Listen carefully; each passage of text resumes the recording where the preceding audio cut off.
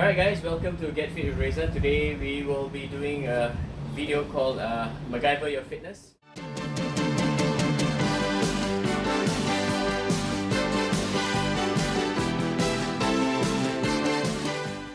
Alright, I remembered watching MacGyver a lot when I was a young kid in the 80s. You know, this guy, he was really creative.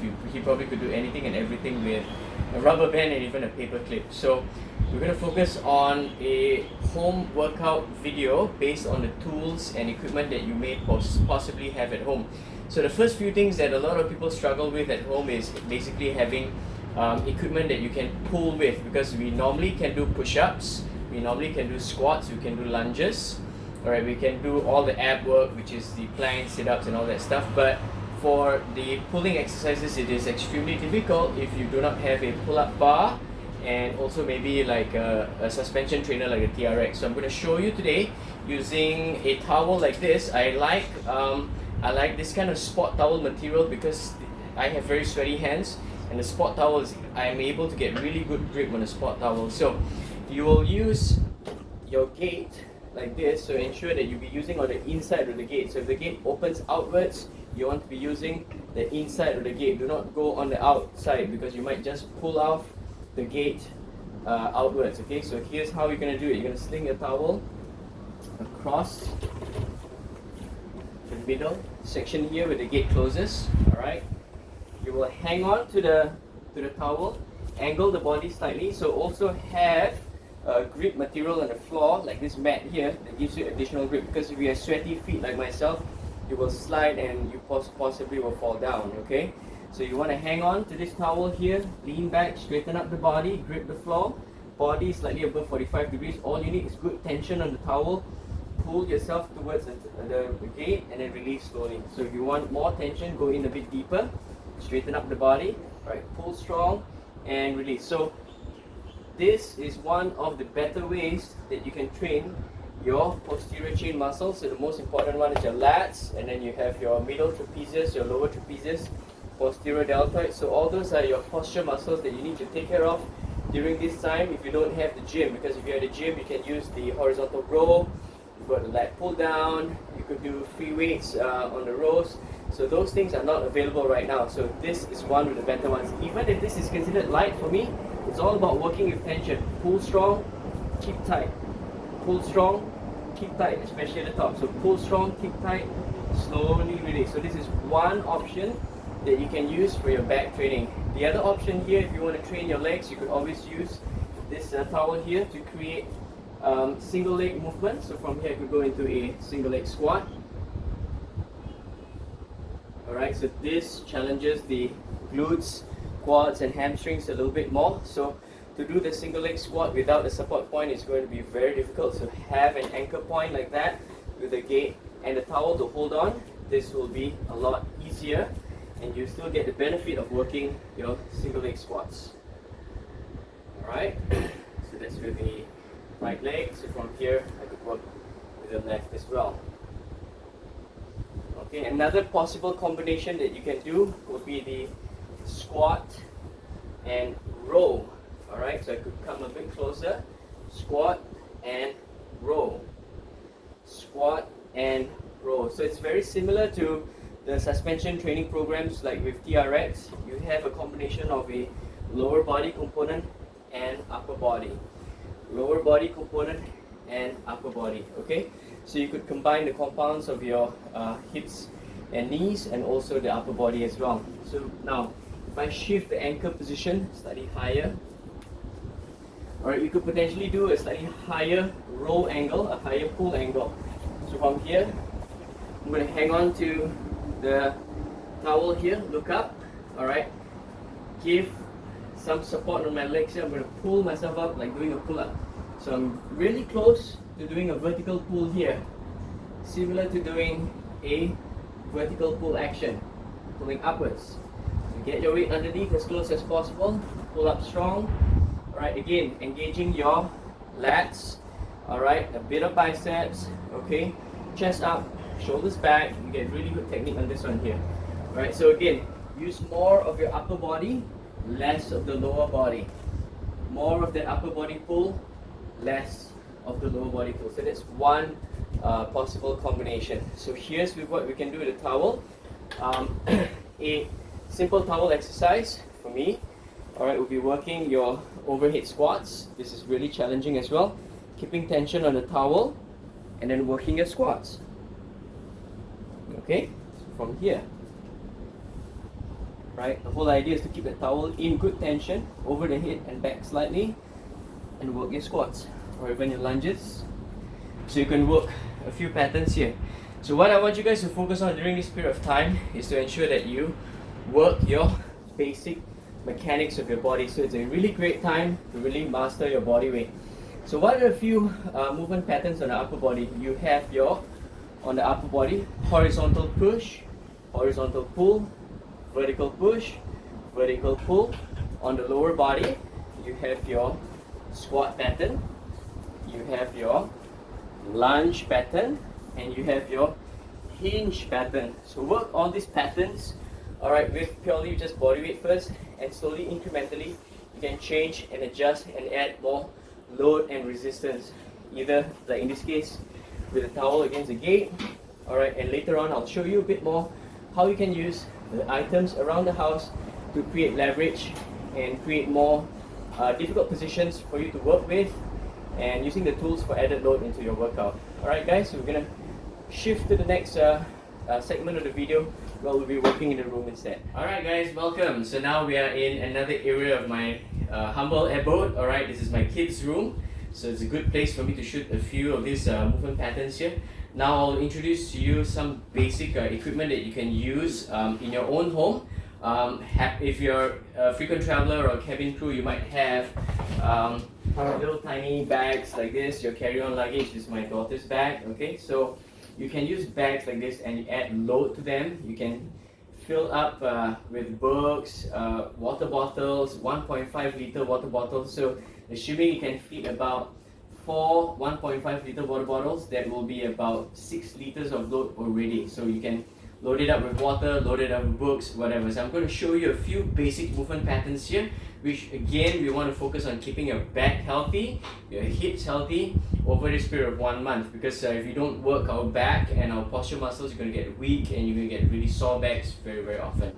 So the first movement pattern we want to look at is actually the suitcase deadlift. Alright, so we're carrying the weight on the side here. Alright, so I'm going to imagine I'm going to hold on. If you have two, it's great. If not, you just hold on one. So the basic movement pattern is you have the load on the side.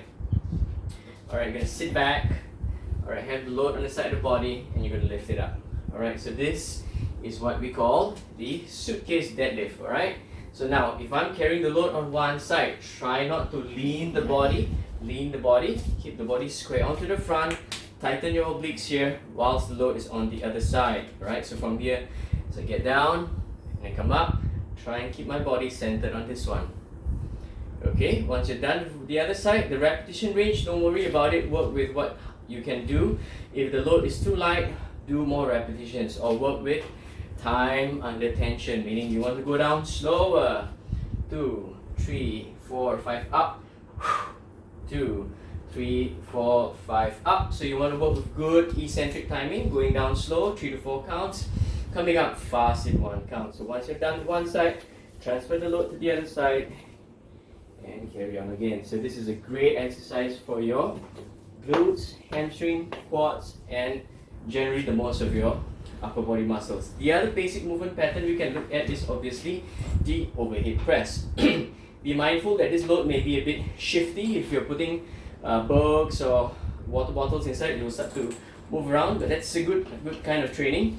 So again, if you're a frequent traveler, before you have to deal with weight that's going overboard in the overhead cabin. Alright, so this is a good drill for you. So from here, pick up the load safely from the floor, transfer to chest height.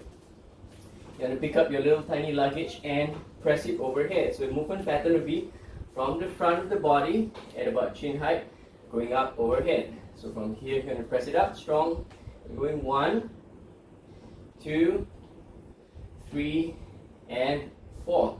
Do remember that you can combine movement patterns as well. You could put in a squat and a press, a squat and a press. So from here, you can work off a squat to an overhead movement, squat to an overhead movement, squat to an overhead movement. Or you can add a lunge pattern as well. Lunge to the overhead, reverse lunge to the overhead, depending on the load you're working with. Even this little tiny bag with nothing inside is giving me a great workout already. Okay, again, it's all about just having additional load on the body. Alright, okay, so from here, the other patterns that we can work with specific to upper body pattern would be the rowing action. Alright, the rowing action. So this rowing action here is going to train specifically your lats. Alright, so again guys, I'm showing more back muscle work because for the front muscles, the chest muscle group, it's easy. It's just push-ups and more push-ups with all kinds of variations of push-ups, which I will show you later. Alright, again with the back. Alright, hinge over.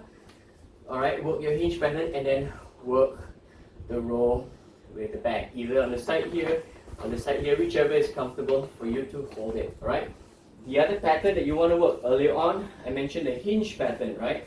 So the hinge pattern is purely glutes and hamstrings. So it's a very essential movement that we should be practicing often because it helps you move the body forward. Alright, so hinge pattern, same, load on the front, carrying it strong, shoulders back, chest up, look up front. Hinge pattern. Hinge pattern. You can combine hinge pattern, row pattern. Hinge pattern, row pattern. Hinge pattern, row pattern. Alright, so those are all the different patterns that you can work with frequently, okay? Alright, so that's it for this segment. Alright guys, welcome back. So now this is the third segment. Alright, again, MacGyver Your Fitness. You got to be creative with your fitness programs.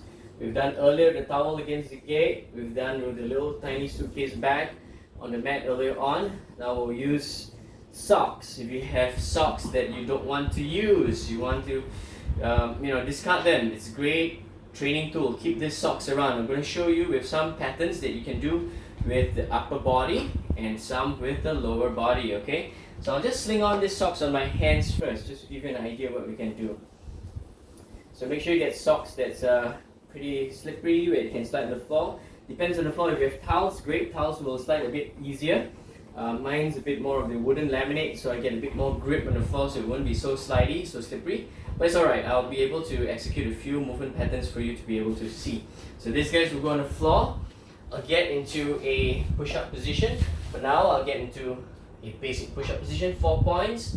I'll go down into that push-up and come up. Alright, gonna go down, slide my hand back, forward and back, and come up.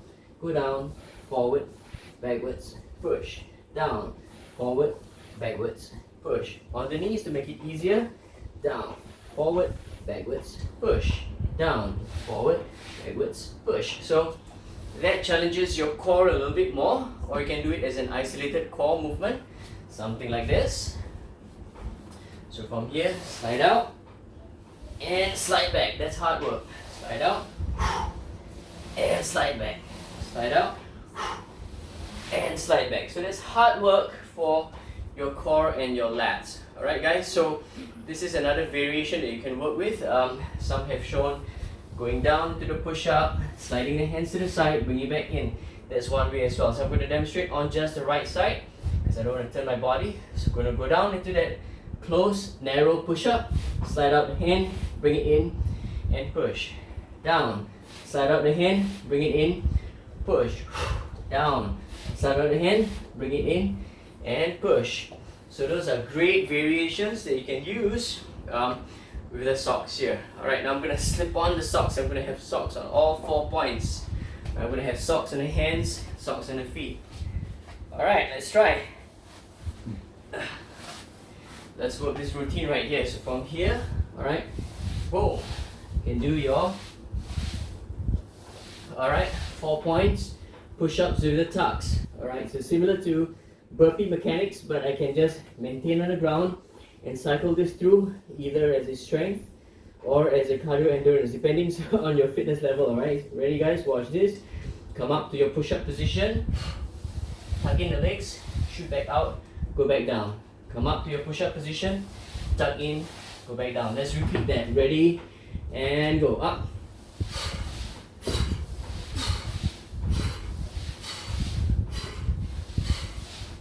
Now that's a workout.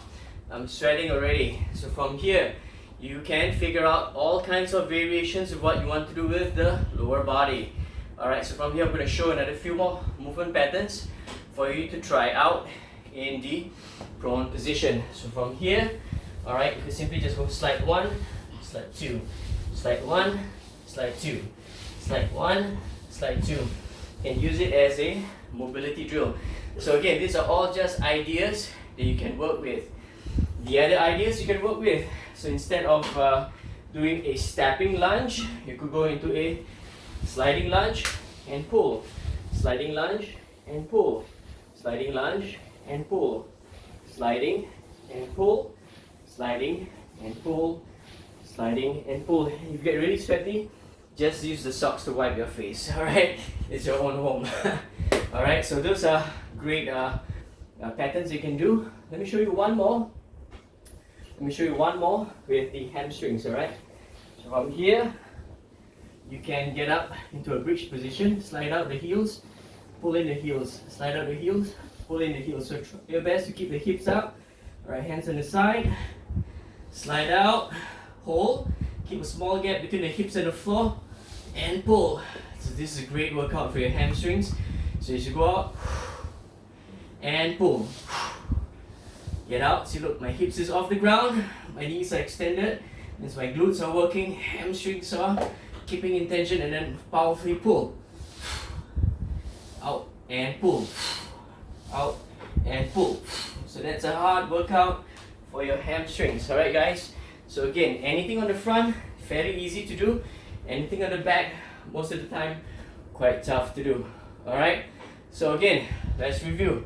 We've got the towel at the gate to do your pulls mostly. Alright, combination with the horizontal pull and the vertical pull. And then we had the luggage bag where we could use it for additional load to row, to press overhead, to do the hinge patterns.